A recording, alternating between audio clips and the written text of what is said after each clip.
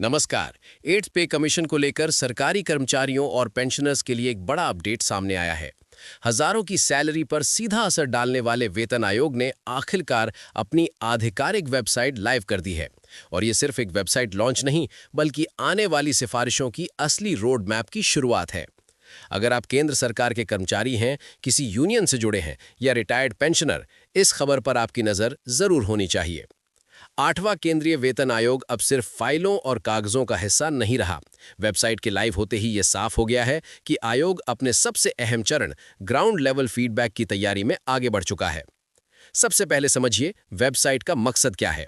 नई आधिकारिक website www.8cpc.gov.in पर TOR से लेकर ऑफिस बेयरर्स की जानकारी, गजट नोटिफिकेशन और पिछले वेतन आयोगों की रिपोर्ट सब कुछ व्यवस्थित रूप से उपलब्ध है। और सबसे महत्वपूर्ण, आयोग ने माईगव पोर्टल पर 18 सवालों का एक स्ट्रक्चर्ड क्वेश्चनर जारी किया है। यानी इस बार वेतन आयोग सिर्फ आंकड़ों और फॉर्मूले से निर्णय नहीं लेगा, बल्कि सीधे कर्मचारियों और पेंशनर्स की राय को शामिल करेगा। कौन कौन राय दे सकता है? दायरा इतना बड़ा रखा गया है कि किसी की आवाज दबे नहीं। केंद्र सरकार और यूटी के कर्मचारी, judicial officers, regulatory bodies, union और एसोसिएशन, रिटायर्ड कर्मचारी, रिसर्चर और एकेडमिक्स।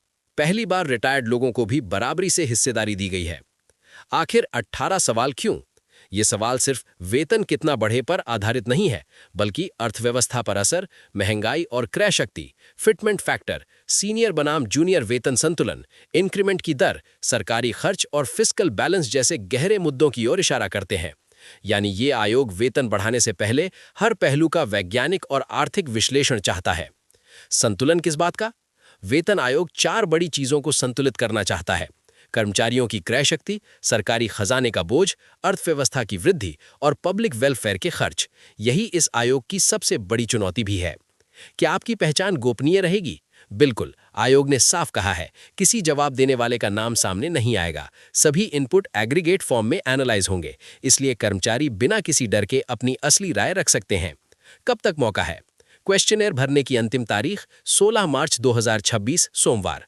सिर्फ माईगव से लिए गए जवाब ही मान्य होंगे।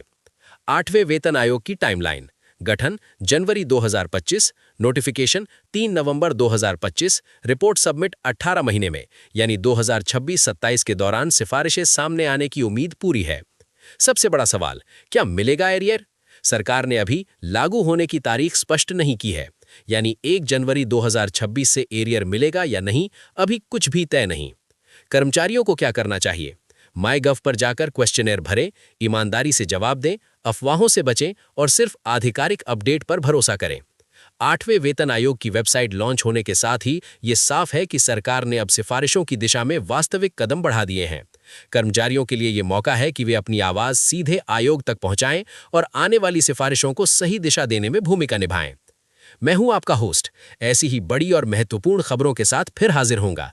देखते रहिए, जुड़े रहिए। धन्यवाद।